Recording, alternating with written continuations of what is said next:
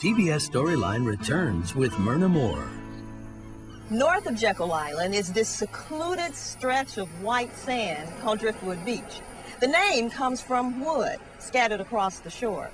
A souvenir for those who visit, it's also a place to see fish, birds, maybe even a sea turtle.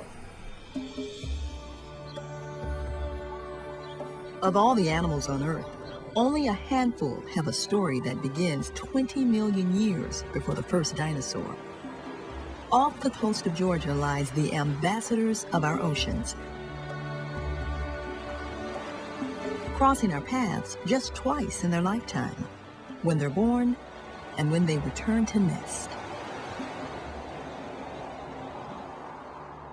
There are 7 species of sea turtles worldwide, yet 5 inhabit the waters off the Georgia coast: the hawksbill, Kemp's Ridley, green, leatherback, and loggerhead. Unchanged over 250 million years, sea turtles form an ancient and extraordinary bridge between land and sea. These are loggerhead turtle tracks. You can tell by the alternating track marks on each side. This is the crawl line of her coming in to lay her eggs, and you can tell because when she comes in, she's pushing her flippers back, and it makes these marks. Commercial fishing, pollution, and habitat loss have all contributed to a 3% decline in Georgia's nesting sea turtles.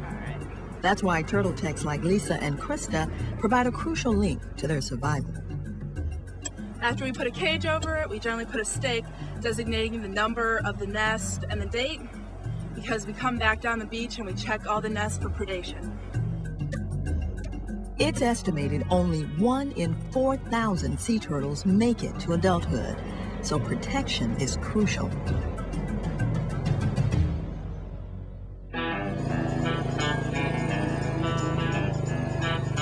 For the past 27 years, Carol Ruckdeschel has surveyed the beaches of Cumberland. That's just our old friend. She performs necropsies on all strandings, from sea turtles and land mammals to dolphins and whales. It's pretty fresh. I don't know what these spots are here.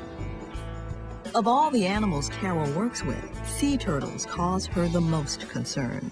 We've had leatherbacks nest here, which are really very beautiful animals. These are some of the hatchlings that didn't make it. The strandings were a complete surprise to me when I first came to the coast, of course, and everybody assured me they were common. And as it turned out, they were very common, and they're still very common. Over the last 17 years, the average number of turtle strandings found along Georgia's coastline has risen from 190 in 1989 to 240 in 2005. At least 90% of the animals we get here are juveniles, healthy juveniles.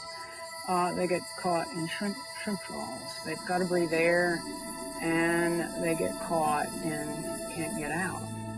A report released by the National Research Council concluded the most significant source of mortality of juveniles and adults is incidental capture in shrimp trawls, which accounts for more deaths than all other human activities combined.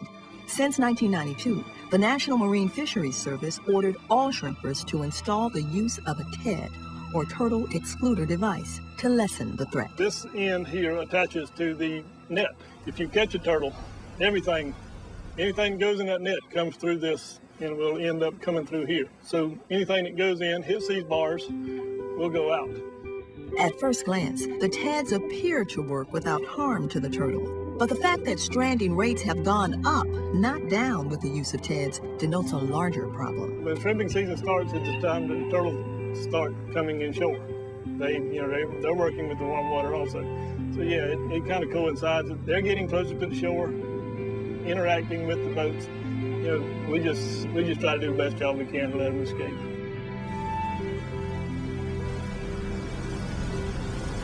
As you can see from the catch, we don't have anything large. The TED prevented that.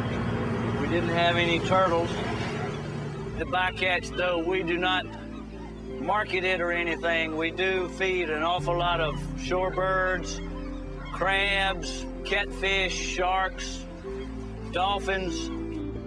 It also feeds sea turtles, which raises the likelihood of them coming in contact with the nets.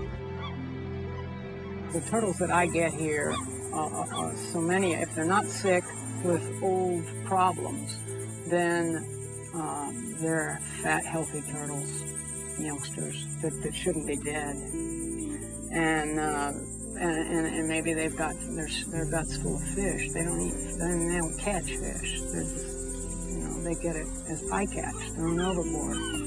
So when you get a healthy turtle that has its gut full of fish, for example, they have foam in the trachea suggesting that they had problem aspirating water. Why would a healthy animal be dead on the beach?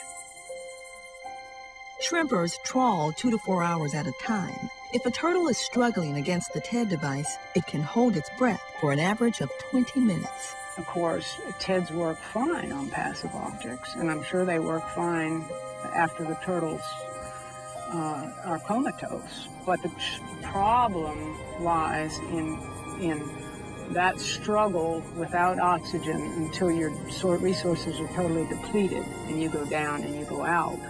Now you're subject eligible to be shunted out through the TED. Now that's my take on it. Turtles that die in the nets will ultimately pass through them, most likely without detection. As far as when the net's underwater, we never know he's in or out. There is a lot of speculation on whether we are the cause of the turtles washing up on the beach, or is it natural mortality? Is it the fishery? So since our device has got to be 97% effective before it can be certified, we think we're doing an excellent job of allowing the turtles to escape.